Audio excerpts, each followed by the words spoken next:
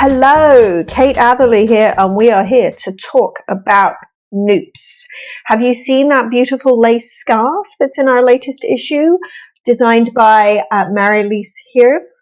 Beautiful lace scarf using some very traditional Estonian stitch patterns, which include this classic Estonian lace feature, the Nupp. You may have seen these. I worked a portion of the chart here in this sample. I used a thicker yarn so you could see the stitches. These Nupps are bobbles, and they are tremendous for a few reasons. They're really great because they make the stitch patterns stand out a little bit more. They give an extra sort of visual oomph to those stitch patterns. They also have two other reasons to exist, explained by Nancy Bush in this marvelous book, Knitted Lace of Estonia. You can see the Nupps in the cover shawl, by the way.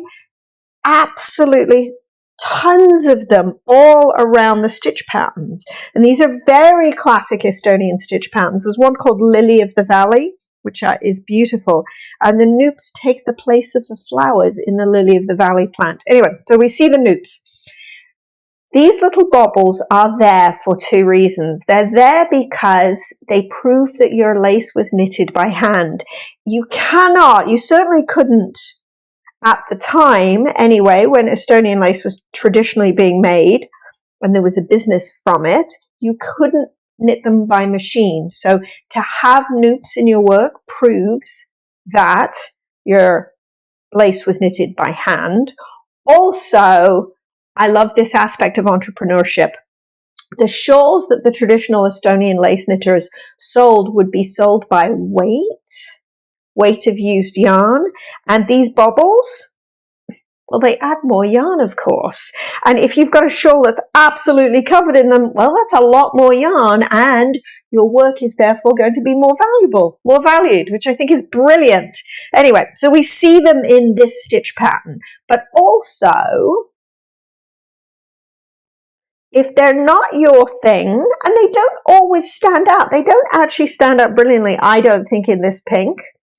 They don't stand out brilliantly, or you're just not sure you like them. You can also achieve a very similar kind of effect with beads here. I've placed beads where the Nupps appear in the chart, and what you get is, again, you get the emphasis drawing your eye to the lace pattern. I really like that. You also get the additional weight. Now here we don't mind so much about the weight from the perspective of selling your shawl, but the weight also has a benefit because it allows the fabric to drape a little bit more. A beaded shawl has a beautiful drape to it, so that can be nice from that perspective as well. I am going to show you how to work them. I'm going to show you how to work actual Nupps. I'm going to show you how to place beads instead. And as I'm doing, just one quick note, Nupp is actually how you pronounce it. I was getting it wrong for a long time. We like to say Nupp like soup. Let's talk about how to work them. Knit to the point indicated in the pattern, the stitch where you're going to make the Nupp. And what we're going to do is do a lot of increases into this stitch, work multiple times into that stitch. In the wrap pattern in our current issue, you work 7 times, sometimes it's 5, sometimes it's 9. You start by knitting the stitch, and then you yarn over, and you knit the stitch again. And each time, leave the stitch on the left-hand needle. You need to sort of stretch these out. You need to really keep this pretty loose. Yarn over, knit again until I've got 1, 2, 3, 4, 5, 6, 7 stitches coming out of that one. And I've really stretched this stitch out, but that's absolutely fine. That's perfectly normal. We will resolve all of that on the way back. I'll do this once more so you can see it again. And the trick with these is to keep it loose. Stretch this out, loose. But be kind of extravagant in your motions. I wasn't very loose on the first one. and you will see how much this looseness can make a difference when you're dealing with them. So I'm really being extravagant here, stretching them out. There's 5, another yarn over, another knit one. There we go. And it looks messy. It really does, but it's okay. We're going to make it beautiful on the following row.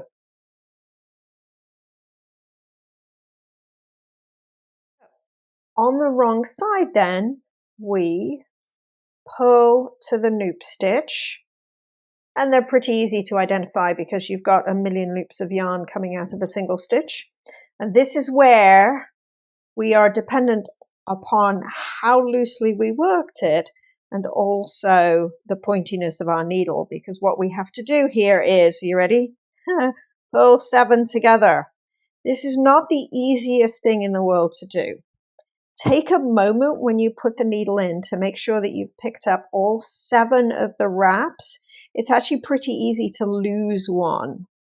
And make sure you're also not grabbing the following stitch. So I've got all 7 of those wraps. I'm going to wrap my yarn around for purling, and then, and if it helps, stick your tongue out or grit your teeth. I promise I'm going to show you an easier method to do this. But what we can do is, I'm doing this slowly and carefully. Ta-da! Pull 7 together. Ridiculous, isn't it? But it's so good. So there's your bobble on the right hand, on the right side of the fabric. It looks a little bit messy, but it does tidy up when you wash for blocking. Let me show you how we deal with the first one I made. Now, the first one I made was much tighter. I wasn't being nearly as careful. And so I'm going to have a heck of a time getting my not particularly pointy knitting needle in there. But this is where I introduce the Nupps knitters' favorite cheat, which is a crochet hook. I'm going to slip all 7 of those loops to my crochet hook. It should be close in size to this needle you're knitting with, but it doesn't have to be exact. And other watchers of my other videos will know I'm not brilliant. I'm a little bit clumsy with a crochet hook, so don't laugh at my technique here. I'm going to wrap the yarn around the crochet hook, and I'm going to carefully pull it through. 1, 2, this is where I cheat, 3, 4, 5, 6, 7. Oh, look at that. So it was great with the crochet hook, but I dropped the other stitches. There we go. Ta-da! So that's pull 7 together crochet style. And then I just pop that to my needle. And if you look, this one I think is even marginally tidier than that one. Again, it sorts itself out when you block. The designer of our lace shawl has an excellent tip that can make this a little bit easier. You can do it all in one step, which I rather like. So we begin our loop as before. This step is the same. You work multiple times into that stitch. There's 3, and keep these as loose as you possibly can. I'm even stretching them out as I go. That really is the key to success with this. So there's 5. There's my yarn over for 6. And then there's my 7. I'm going to stretch these out nice and loose. And what she suggests is returning them to the left needle and then knitting them together through the back loop. This is effectively just an SSK maneuver. I put the left needle into the front, the right needle sits in the back, and then I'm going to do my knitting together through the back loop. So knit 7 together through the back loop. And again, whatever you need to do to make it work, grit your teeth, use a crochet hook. There we go. There. And so that's already been handled. And then I don't have to worry so much about it on the following row. But there is an additional trick even on the following row that she uses to tidy things up. Because what you can get with this is you see how it's tidy here, but it's a little bit sloppy here. So let's address that when we come back. Okay, so I pull to my Nupps stitch, but I've got some looseness on either side, so I can tidy that up like this. Slip this stitch, slip the Nupps stitch knitwise, and then pick this strand up as if you're doing a make one right. So we're going to pick it up from back to front. I'll put this back on my left needle, and then I'm going to pull those together. And because I've shortened the strand that runs between the Nupp and its neighboring stitches, I've just tightened and I've tidied things up a little bit. So that can help eliminate some of the looseness. If you find that they're a little bit untidy, that can make them stand out a little bit better, and it can make things look a little bit neater. And then, of course, we can always place a bead. Here's how you place a bead. You need your crochet hook and you need a bead. Now in this case, because this is big old chunky yarn and big old chunky needles, they don't have actual beads that fit. So I'm using these really lovely glass stitch markers. Here's what you do.